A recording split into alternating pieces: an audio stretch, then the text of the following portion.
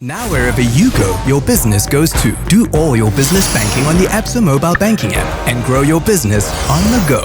Another digital solution that gets things done. That's Africanacity. That's Absa.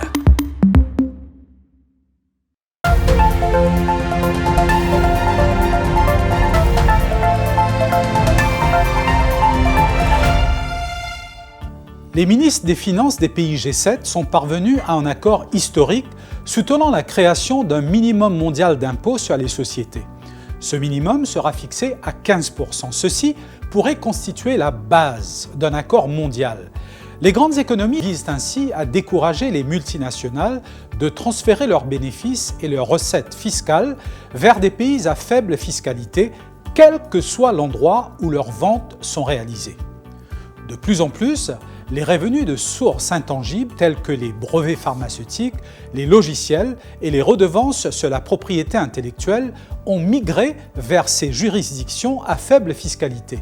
Cette pratique permet aux entreprises d'éviter de payer des impôts plus élevés dans leur pays d'origine traditionnel. L'accord du G7 s'inscrit dans un effort beaucoup plus large. L'OCDE coordonne depuis des années les négociations fiscales entre 140 pays portant sur les règles de taxation et sur l'imposition d'un impôt minimum mondial sur les sociétés. Si un large consensus est atteint, il sera extrêmement difficile pour un pays à faible fiscalité d'essayer de bloquer un accord. Il est vrai que d'autres points doivent encore être négociés, notamment de savoir si les fonds d'investissement et les trusts de placement immobilier devraient être couverts. Il reste encore beaucoup à régler, y compris les paramètres qui détermineront comment et à quelle société multinationale la taxe sera appliquée. Tout accord final pourrait avoir des répercussions majeures sur les pays à faible fiscalité et les paradis fiscaux. Qu'est-ce que cela implique pour le secteur financier mauricien ? Eh bien, les avis sont partagés. Selon les experts, la bataille pour les pays à faible fiscalité comme Maurice ne consistera pas à faire échouer ces pourparlers, mais plutôt à soutenir un taux minimum aussi proche que possible de ces 12,5% ou à rechercher plutôt certaines exemptions. En tout cas, une chose est sûre, les signaux des pays développés sont sans équivoque.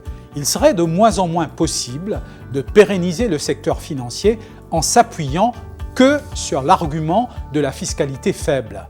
Avec toutes les turbulences qu'il subit en ce moment, le offshore mauricien aurait besoin de se réinventer en s'appuyant davantage sur l'expertise mauricienne, l'efficience et une gouvernance améliorée. Merci et à demain.